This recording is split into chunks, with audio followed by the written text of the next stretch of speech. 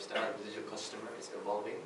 What we need to do right now, I agree with you, is to build the necessary infrastructure, to build the necessary assets that the customer needs to capture that evolving customer, right?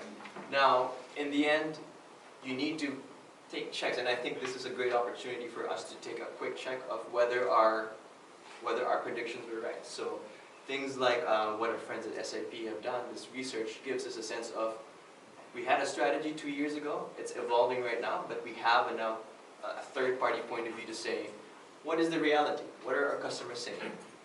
And when these two parties talk, then we realize, okay, there are some things that we were right on, there's some things that we actually didn't realize, and then we act on that appropriately. So that is a view from the brand perspective.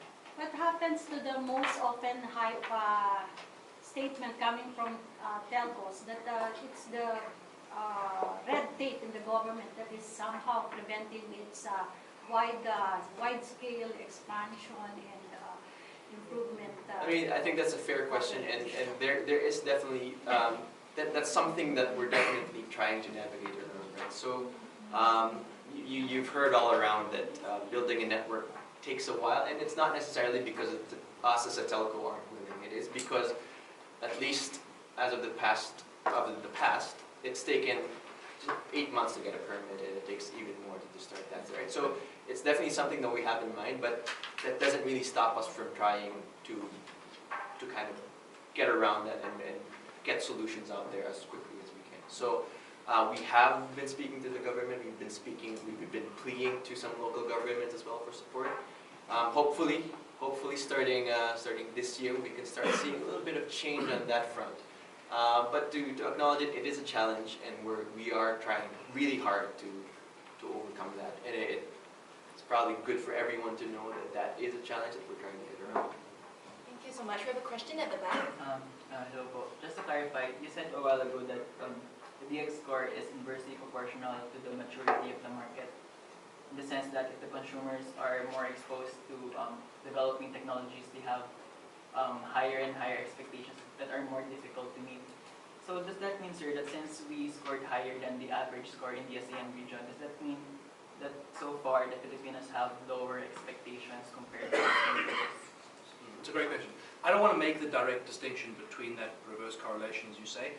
What our research has shown is that countries who are slightly further along the digital transformation journey have a lower DX score because customer expectations are higher. Does that automatically mean that customer expectations in the Philippines are lower? No.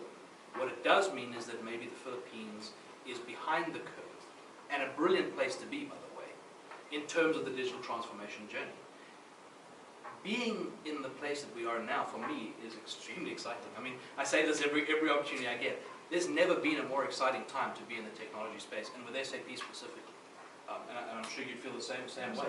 Yeah. But being in this spot in history now in the Philippines is extremely exciting because it allows us, especially for brands that acknowledge the opportunity and are willing to invest ahead of that curve, to get ahead of the curve and stay ahead of the curve. So for us, it's really important to acknowledge the fact that there is a positive DX score, but also, even more importantly, how do brands and how does SAP support those brands to invest and stay ahead of that curve?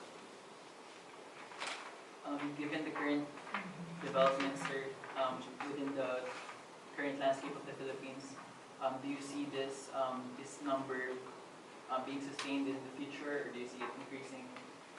I think it very much depends on the brands and technology providers' ability to enhance the customer experience. Under the right circumstances, if we all do our jobs appropriately, yes, we should maintain it. But the reality is, if we don't, we'll fall behind the curve. Just to clarify, sir, one last time. So you're saying, sir, na despite the fact that we are falling behind in terms of digital transformation, when compared to our ASEAN neighbors, you said a while ago that you mentioned a while ago that we are falling behind the digital transformation. No, just to be clear, I'm not suggesting that the Philippines is falling behind at all. In fact, we're ahead. We're ahead because we are already providing a service above and beyond the expectations of the consumers. That's ahead of the curve in my book. What we now need to do is ensure that we stay ahead of that curve. As the expectation of the consumer increases over time, as it will naturally over time, we need to ensure that we're investing in supporting our brands so that we stay ahead of the curve. Last one question. So do you have... Just to add to that, I mean, to your question of where the score will go, I think it's not necessarily a passive thing. I think it's something that both providers and brands as well are actually taking a big part of. So if you ask me where the curve will go, I would like to think that you're right. Either it stays where it is or actually even improves. But the answer to that is that's on us. That is on us to make sure that where we are in the curve, we understand where that is, and we have a good view of where that curve is going.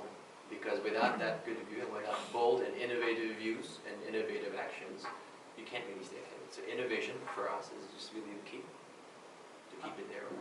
That's just one last question.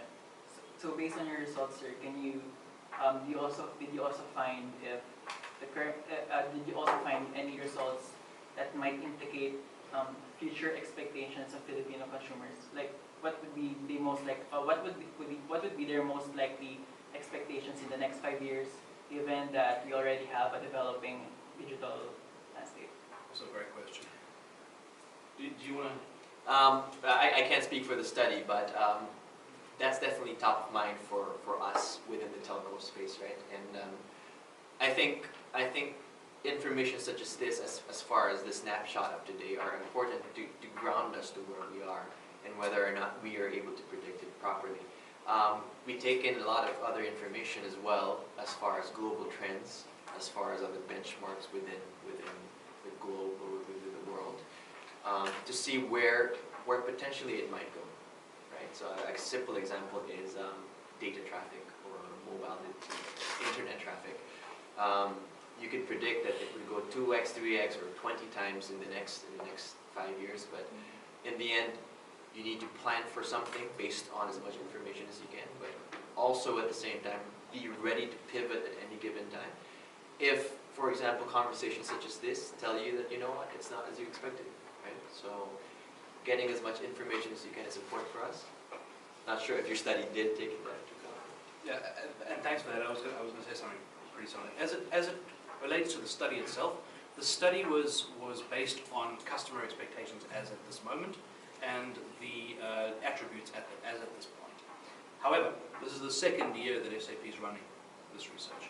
First time in the Philippines, first time in ASEAN, but the second time throughout APJ. The first one was Australia last year. While I can't guarantee it, this is certainly something that has provided the information, a wealth of information to us, and is something that we would continue to try and work towards going forward. To correlate that to SAP and how we could help.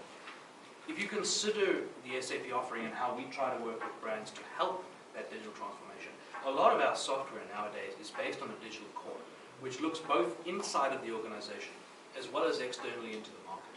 And what that allows brands to do is also to look at the macroeconomic factors outside of its four walls and predict into the future in terms of certain trend analysis, where the market is going, etc., in real time.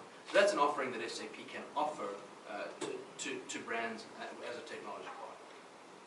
I think with that, thank you so much for your time, and thank you to both our speakers. It was great having a great session.